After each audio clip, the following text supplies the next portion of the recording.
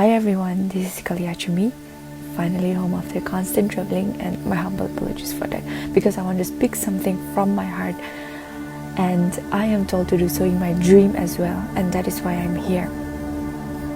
On 24th of October, a young girl named Viho, who was just 22 years old, went missing in Kohima. The next day, her body was found brutally murdered.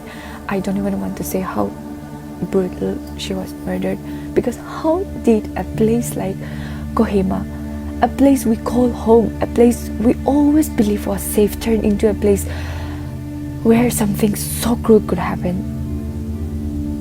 Viho wasn't just anyone. She was a basketball player, someone who represented our state during the nationals as well. She made our state proud. I remember back in the year 2021, my team called Silistro, we played against her team during the finals as well. So I didn't know her personally, but knowing that we shared the same court, I believe this makes even more closer to me. I'm making this video for nothing but justice, because justice should be served.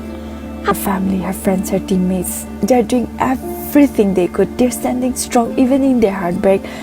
But this cry shouldn't fade in silence. It must be heard louder, because Viho deserves justice. And until this day comes, we will not stop speaking her name. Justice for Viho. I repeat, justice for Viho.